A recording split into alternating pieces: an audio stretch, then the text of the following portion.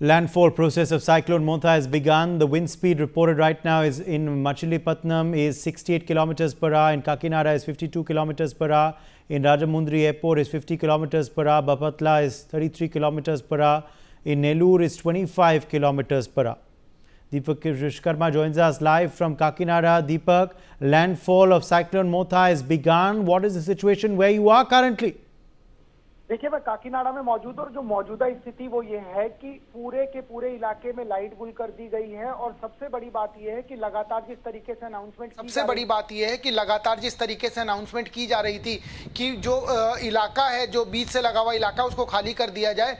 अब की जो मौजूदा स्थिति, पूरे इलाके को खाली कर दिया गया, लेकिन वहां पर भी जो आसपास का इलाका है उसको पूरी तरीके से ब्लैकआउट कर दिया गया। और सबसे बड़ी बात यह है कि जिस तरीके से वेव उठ के आ रही है सड़कों तक, वो कहीं ना कहीं चौंकाने वाली भी है और ये बताने वाली भी कि जो पुलिस अनाउंसमेंट कर रही है, जो एनडीआरएफ की टीमें अनाउंसमेंट कर रही है, उसके बाद आपको संभल जाना चाहिए। क्योंकि जो वो पूरा इलाका और इसके अलावा हमने अभी शहर का भी रुख किया, पूरे के पूरे शहर में जितनी भी दुकानें हैं वो पूरी तरीके से बंद हैं। किसी से ही पूछो तो आज बंद करने का आदेश था तो हमने बंद कर दिया है। और ये मौजूदा स्थिति आने वाले 2 से 3 दिन चल सकती है। अभी भी बहुत तेज हवा चल रही है। जो 52 किलोमीटर प्रति घंटे की बात की जा रही है, उसके हिसाब से हवा चल रही है। लगातार बारिश होती है एकाएक और उसके बाद फिर बंद हो जा रही है, फिर दोबारा बारिश शुरू हो जा रही है। तो अभी जो मौजूदा स्थिति है वो लगातार यही चल रही है। क्योंकि जो 10 से 10:30 बजे का समय दिया गया था, उसके आधार पर यदि देखें तो चीजें वैसे ही चल रही हैं। आसमान में यदि देखें तो बादल पूरी तरीके से बने हुए, गड़गड़ाने की आवाज आ रही है।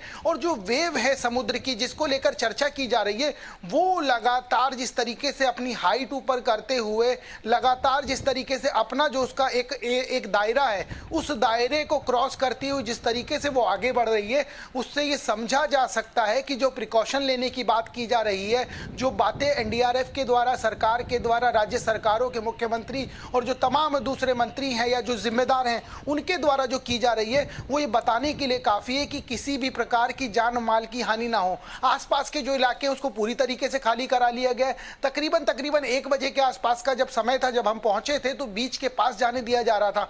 उसमें भी कम से कम आधा किलोमीटर का रेडियस ऐसा था, 1 बजे के आसपास की बात कर रहा हूं, जिसमें पानी आगे आ गया था। उसके बाद जो अब की स्थिति है, वो स्थिति और ज्यादा खराब हो गई है। उन एरिया पर जहां पानी बहुत समय पहले कभी आया था, वहां तक पानी पहुंच चुका है। पानी के जो वेव हैं, उनकी हाइट बहुत ज्यादा पहुंच चुकी है। और सबसे बड़ी बात यह है कि जिस तरीके से जो बादल के गड़गड़ाने की आवाज, हवा जिस तरीके से तेजी से चल रही है, वो ये बताने के लिए काफी है कि जो 10 से 10:30 बजे का समय जो वेदर डिपार्टमेंट के द्वारा दिया गया है, वो कहीं ना कहीं नजर आ रहा है। क्योंकि जो पूरा इलाका है, इसमें प्रशासन ने मुस्तैदी बढ़ा दी है। और अभी मौजूदा स्थिति में काकीनाडा का जो बीच का इलाका है, जो बीच वाला एरिया है जिसके सामने लोग रहते हैं, उसको पूरी तरीके से खाली करा दिया गया है। बहुत सारे लोगों को शेल्टर होम में भेज दिया गया है। तमाम तरह की व्यवस्था उनके लिए की गई है। और जो फिशरमैन है, उनको तो पहले से ही आगाह कर दिया गया था। और अब अगर हम बात करें दीपक, तो ये जो कौन से घंटे जो हैं सबसे ज्यादा क्रूशल हैं इस साइक्लोन मोंथा के लिए? क्या अगले 2 घंटे, 3 घंटे, 4 घंटे सबसे ज्यादा क्रूशल हैं? सबसे ज्यादा इंपैक्ट कब रहेगा? कौन से सबसे ज्यादा सेंसिटिव इलाके हैं जहां एनडीआरएफ की टीमें भी ज्यादा हैं और जहां इवैक्यूएशंस की भी गति ज्यादा रही है? देखिए, जहां हम मौजूद हैं, कोकीपाड़ा का जो इलाका है, वहां पर अभी मौजूदा स्थिति ये है कि यहां से टकराने के बाद जो है वो अलग रूप ले लेगा, उसकी जो चर्चा की जा रही है। इसके इतर यदि बात की जाए, जो आसपास के इलाके, जैसे विशाखापट्टनम का जो हाईवे, उसको पूरी तरीके से दोनों तरफ से रोक दिया गया, आवाजाही बंद कर दी गई है। उड़ीसा में पुरी के पास से लोगों को हटा लिया गया है। आंध्रा में यही स्थिति है, तेलंगाना में भी यही स्थिति है, तमिलनाडु में भी कमोबेश यही स्थिति है, पुदुचेरी में भी यही स्थिति है। जो आसपास के कोस्टल एरिया के इलाके, उनको खाली करा लिया गया और जितना मैक्सिमम स्थिति है उस हिसाब से खाली करा लिया गया। क्योंकि किसी भी प्रकार की कोई कोताही कोई बरतना नहीं चाह रहा है कि किसी प्रकार की कोई गलती और कोई जान की हानि हो जाए। इसीलिए 5 किलोमीटर के जो रेडियस के लोग थे, उनको वहां से हटा लिया गया है। इसके इतर यदि बात की जाए, जो समय की आप बात कर रहे थे, तो 10 से 10:30 बजे का समय है जब इसका वेग एकाएक बढ़ जाएगा और ये 4 से 5 घंटे तक बताया जा रहा है कि चलेगा। और आने वाला जो कल है इसमें पूरा दिन बारिश हो सकती है, ये भी कयास लगाए जा रहे हैं जो मौसम विभाग ने बताया। अभी देखिए बारिश की चर्चा हो रही थी, बारिश लगातार रिमझिम हो रही थी, फिर एक बार तेज बारिश हो गई है। तो ये समझा जा सकता है कि लगातार जो बारिश को लेकर कयास थे कि बारिश तेज होगी, बारिश कम होगी, लेकिन फिर एक बार लगातार जो बारिश है वो पहले थम जाती है, उसके बाद फिर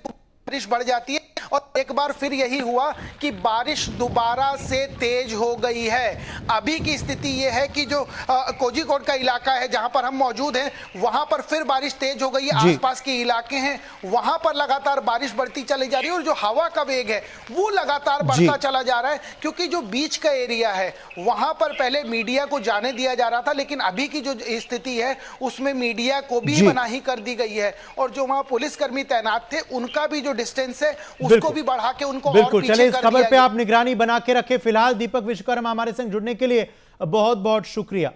यूएस प्रेसिडेंट डोनाल्ड